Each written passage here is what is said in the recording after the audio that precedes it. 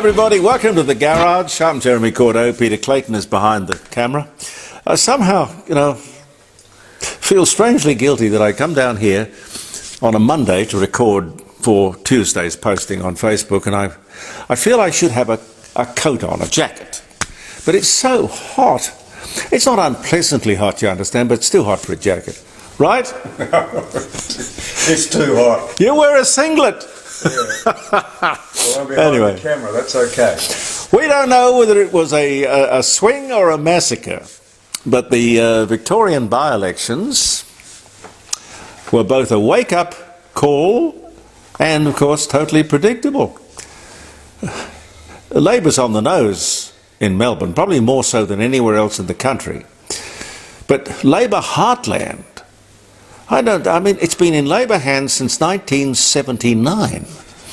Werribee, a swing of 17%, making a safe seat a very marginal seat. And in Paran, the other by-election, Labor didn't even bother running a candidate. A safe green seat. So Labor would think to itself, well, green is Labor, Labor is green, it's all right. They'll vote with us. They got a swing against the Greens of 5%. Now, if you know Melbourne or Victoria at the moment, you'd know that it is a total mess. Woke to their boot heels, with trouble everywhere you look. Outrageous land tax, a suburban rail loop that no one wants or anyone can afford, bail laws that have the crooks back on the streets over and over again. One guy 60 times given bail, out, back, given more bail. Can you imagine that? 60 times. Carjackings, street gangs at war with each other, home invasions, there's homelessness, tobacco shops being torched, burnt to the ground. In short, what I'm saying is law and order. No law and order. And most importantly, the shocking state of Victorian roads. I don't know where you're watching this Facebook posting or listening to the podcasts, but maybe in Victoria, you'd know what I'm talking about. Potholes everywhere. Shocking. Terrible. No maintenance on those roads for probably 15 or 20 years. And hey, listen, speaking of potholes, from Swansea University, this came up on Friday around the dining room table, a UK invention. What they've done at Swansea is to create this, I don't know what it's worth. Can you imagine how many roads there are in the world? Asphalt or bitumen, tar, in other words, that heals itself. An end to potholes. I love this story, and it's so simple. The bitumen is mixed up with capsules of recycled cooking oil, and as the road cracks, because when the road cracks, the water gets in and the cars run over it, the trucks, even worse, run over it. Before you know, you've got a hole. Anyway, the heat of the day does all the work, repairs itself. I think that is brilliant. I haven't seen that story anywhere. I bet you there'd be people who'd like to bury that idea. Roads that heal themselves. Wow. They pay those stop-go people, on the lollipop thing, $200,000 a year. Can you imagine what they pay the people to fix the potholes? Let alone the inconvenience of closing down lanes and so forth. Oh, I think it's absolutely brilliant. Look it up. You'd find it somewhere. Talking about Victoria, Tom Elliott on 3AW, he was talking, obviously, predictably about the by-election. Notice the VEC. Now, that's the Victorian Electoral Commission on their website. They have the Aboriginal flag and the Torres Island flags, an acknowledgement to country, and no Australian flag. Can't believe it. Anyway, he asked them. He rang them up. He had the temerity. Ring them up. And they said to him, oh, the Australian flag wasn't relevant. The Victorian and Australian flags do not represent the traditional owners. So bloody well what? Do you believe that? When is this nonsense going to stop? For God's sake. Now here's some breaking news. Les Ellicus got this to me early. Flinders University is launching a bid to extract $300 million to build student accommodation and housing on land adjacent to Flinders. This, I understand, is being put to the local council tonight, Tuesday night, seemingly without any notice by the Vice-Chancellor, Professor Singer. The thought is that regardless of what the council says, the government will declare it a major project to be announced probably by the Prime Minister himself. God, I'm a cynic. I am terribly cynical. But here's the question. Why would a university want to become a property developer at public expense? Maybe the newspapers or the other media could get hold of this, huh? Maybe. The major supermarkets don't seem to have any eggs on the shelf. Getting back to grassroots. Those who do have eggs are charging $17.50 a dozen.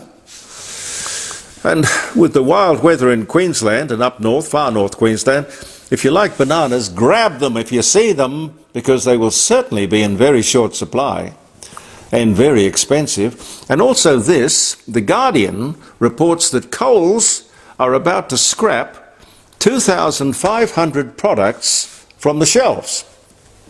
This means about a 10% cut to the supermarket range. 10% of their range will disappear. They say it's about reducing duplication.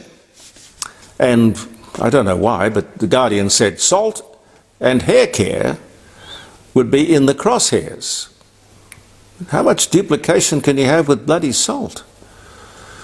But speaking of salt, a simple way to reduce strokes, and you know salt has got a very bad rap. I think salt and sugar have got bad PR.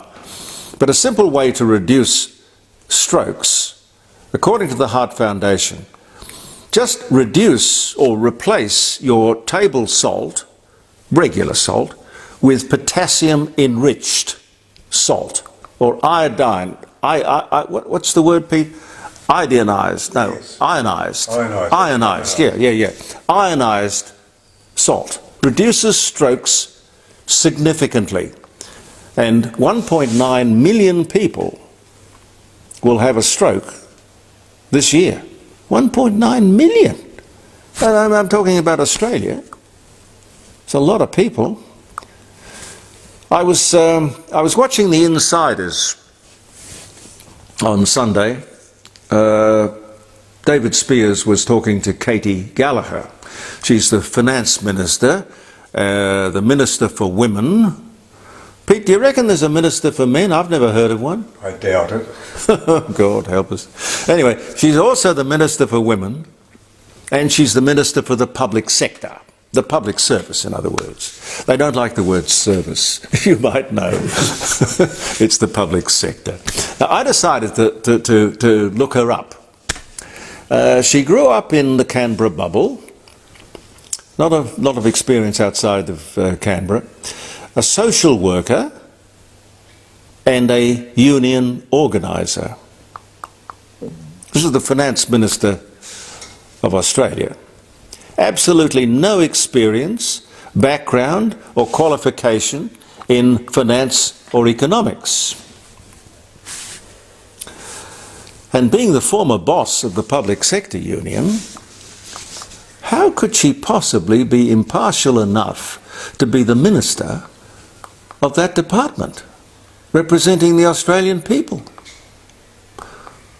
Just thinking. Anyway, also on the show, the Liberals' new policy to boost the hospitality industry, and maybe, you know, I don't know, reward or encourage small business. By the hospitality business, I'm talking about restaurants, pubs, clubs, cafes, that sort of thing. A very big employer, very big. An industry that suffered a massive body blow when Keating introduced his fringe benefits tax, at the instigation, I might tell you, and I know, of the trade union movement. Is that how you look after the workers? Cost thousands and thousands of jobs, and somehow you get away with it? Like the Lima Declaration? Yet these people continue to pretend that they are for the worker. I'd hate to see what happened if they were against the worker.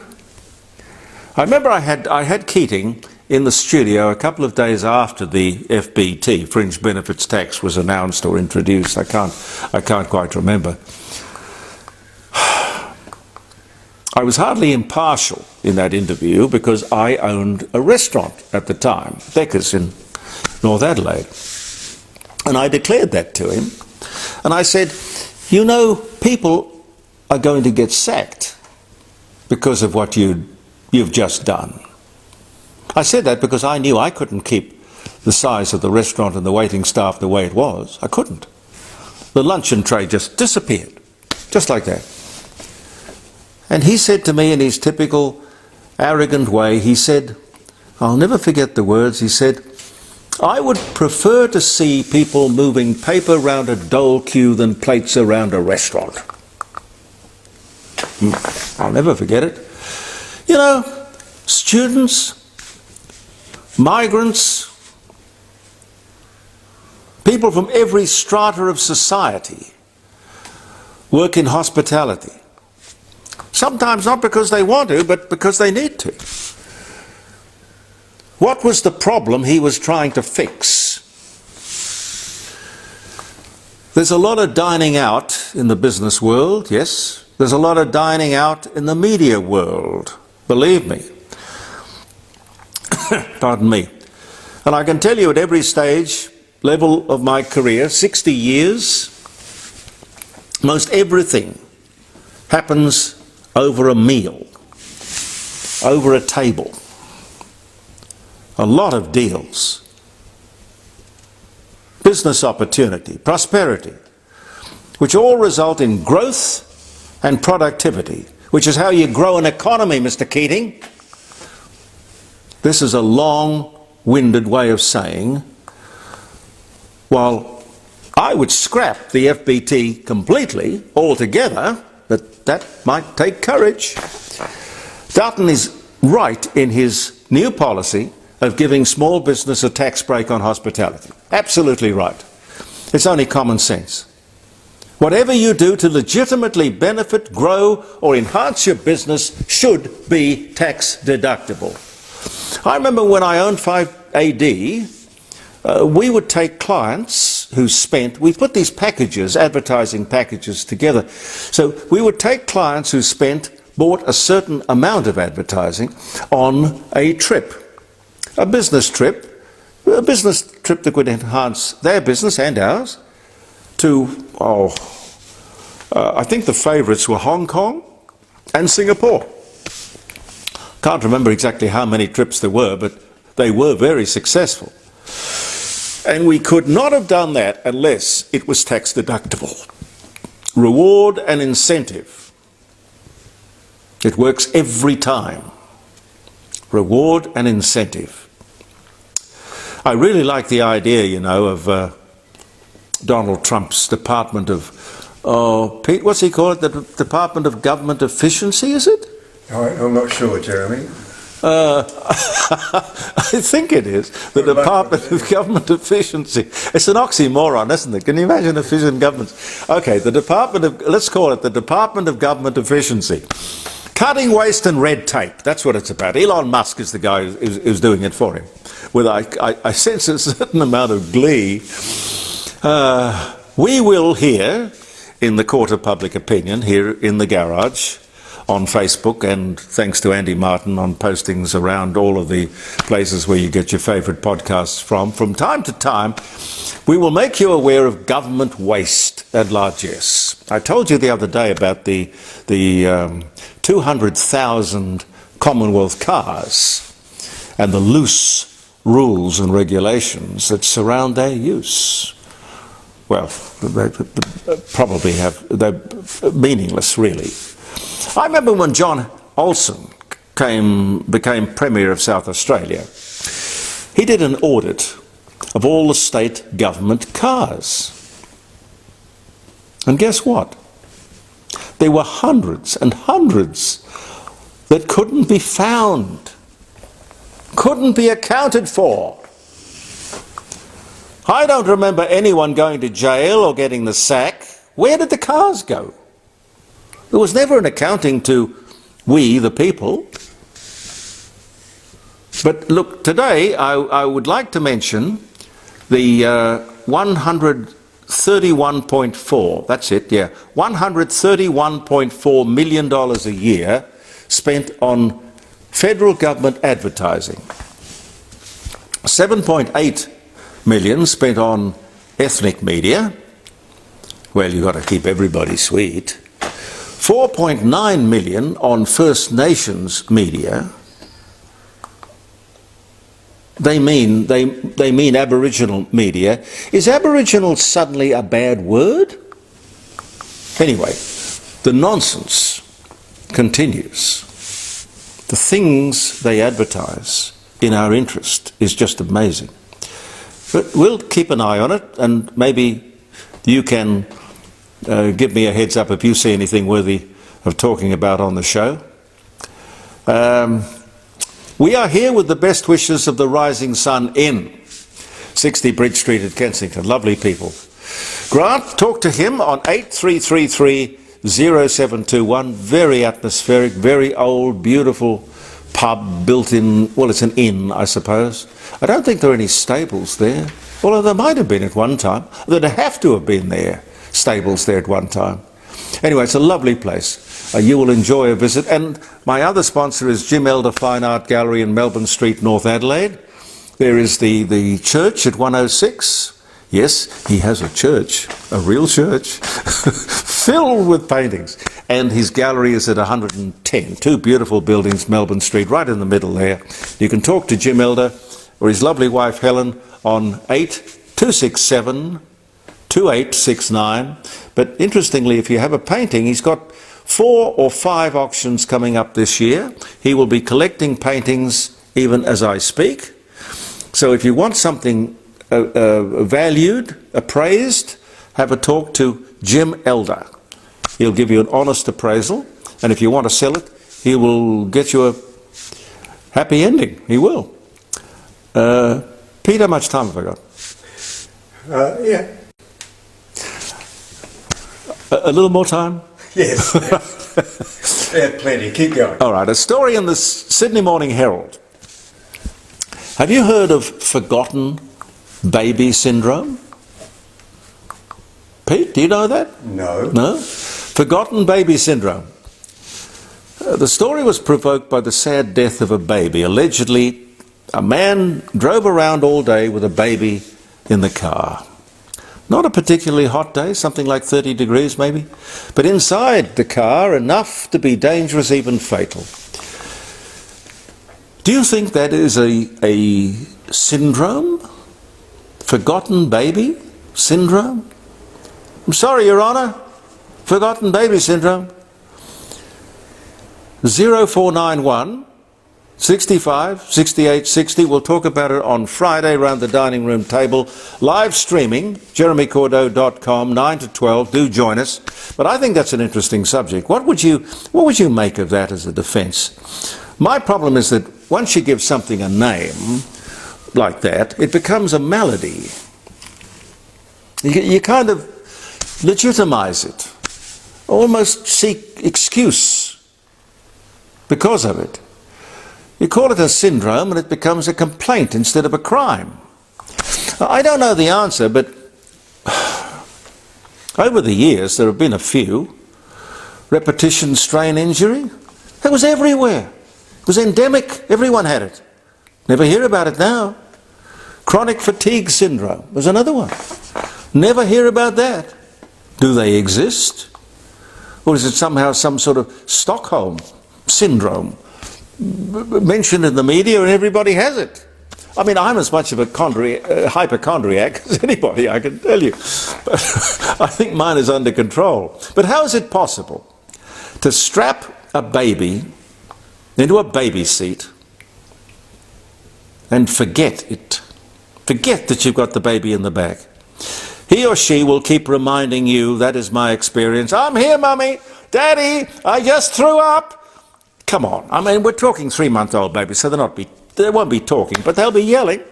Can we confuse child abuse with, oh, I forgot the baby? Is that a defence? I've got to tell you something. Don't tell me you did. I forgot Katie. Well, I'm prepared to accept anything then, because if you would forget Katie... I walked to the shop with Katie, tied her up outside the shop, did my shopping, started walking home. I got 200 metres down, thought, oh, and I go back and there's this beautiful dog with this... Okay, you've shot my whole story down. You've shot my whole story down.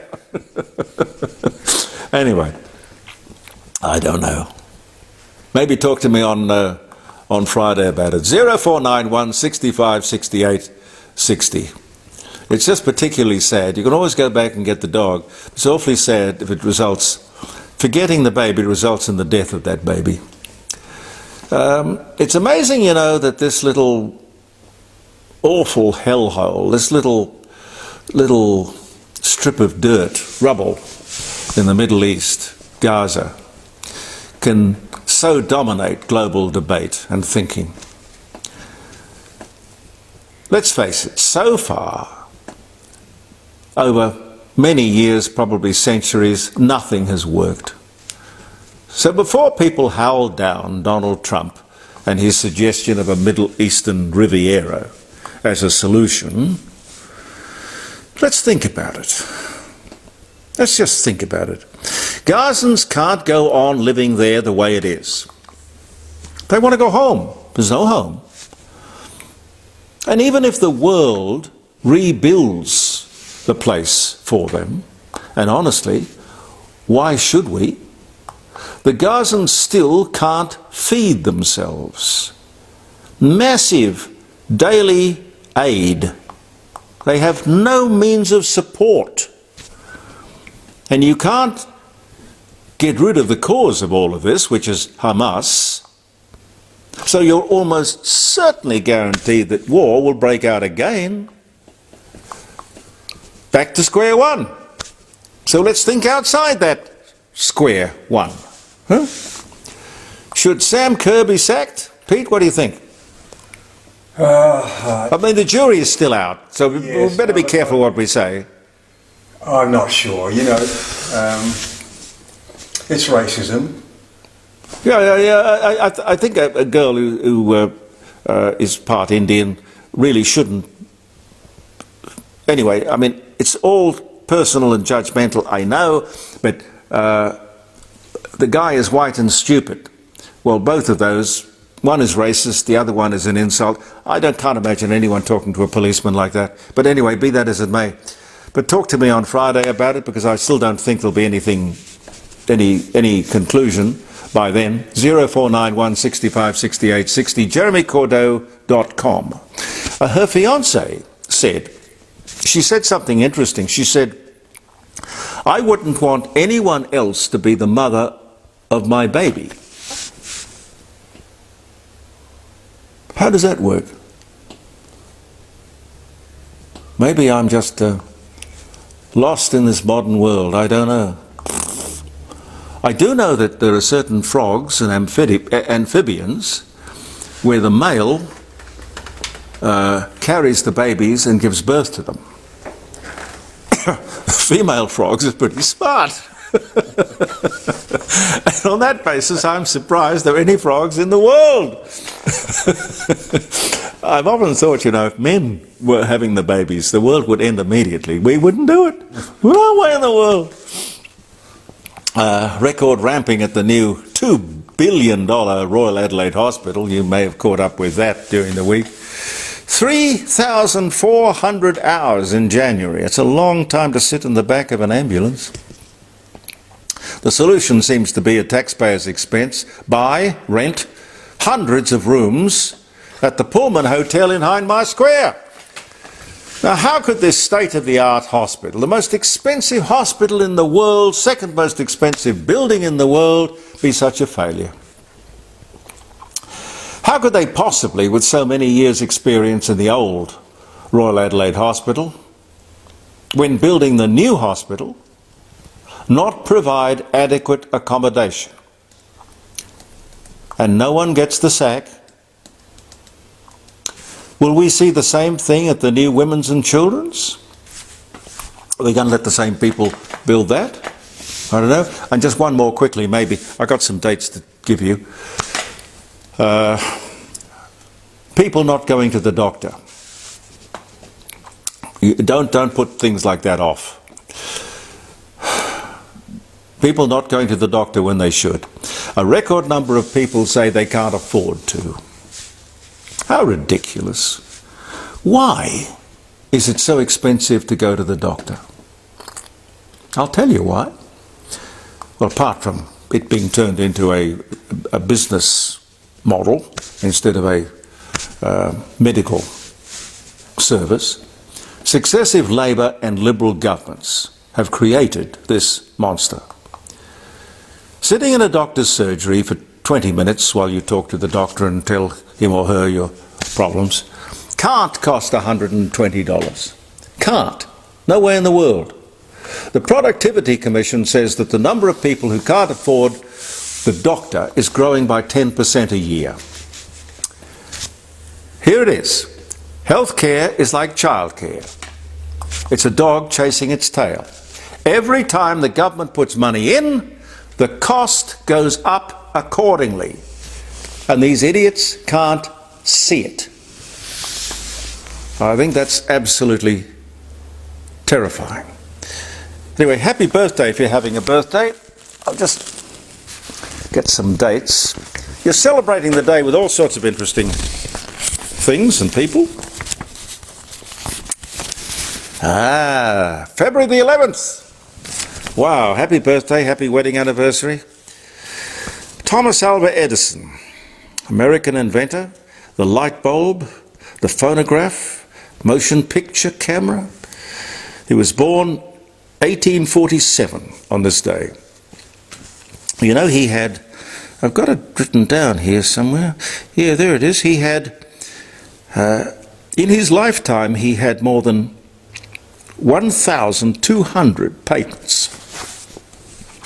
I wonder how wealthy he was when he dies, because all of those patents were of unique, useful things.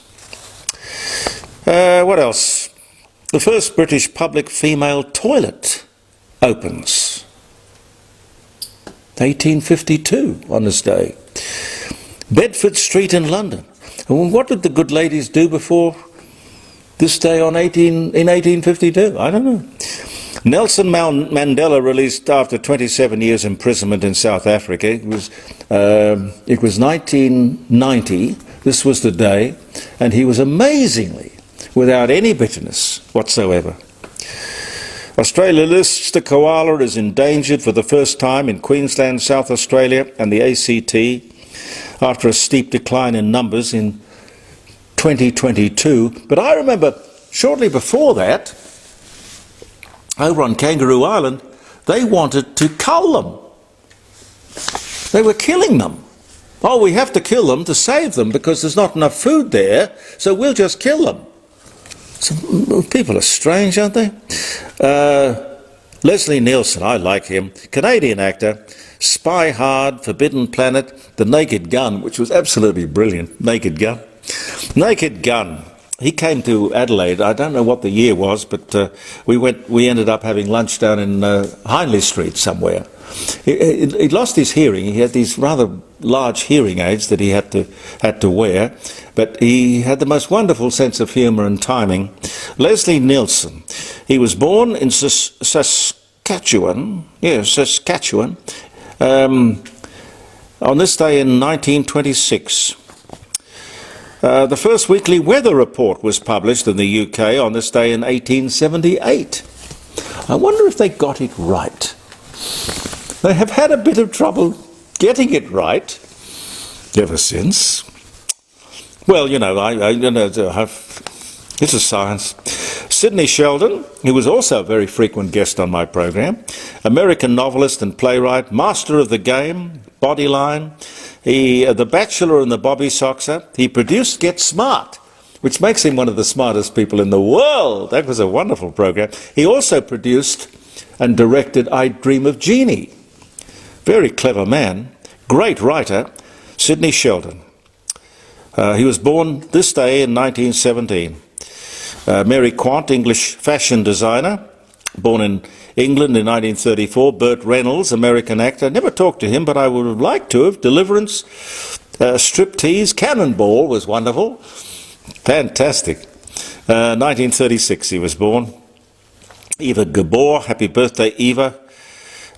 China lifts its ban on works of Aristotle, William Shakespeare and Charles Dickens. Funny people. Anyway, that was 1978 they lifted the ban. Jennifer Aniston, American actress, born 69. Tina Louise, American actress, Ginger in Gilligan's Island, born in New York City, 1934. God, I remember her as just a kid. And I got to go, haven't I? No, you're okay. You're okay. One more, just simply because I love her and I love her music. And such a sad death. Whitney Houston, the daughter of Cissy Houston, who was also incredibly talented. American singer, I Will Always Love You. And even Dolly Parton, who wrote that song, says that is the most wonderful version of it. I will always love you. And I Want to Dance with Someone, or Somebody, that was another great song. Actress in The Bodyguard, film producer. She dies from an accidental bathtub drowning. She was only 48 years old. 2012, what a tragedy. What an absolute tragedy. Anyway, show business people are not the tidiest in the world, I have to tell you, but you might have noticed that in your travels. Thank you very much for being with us, ladies and gentlemen. I look forward to your company on Friday, round the dining room table, jeremycordeaux.com. Guests, phone calls.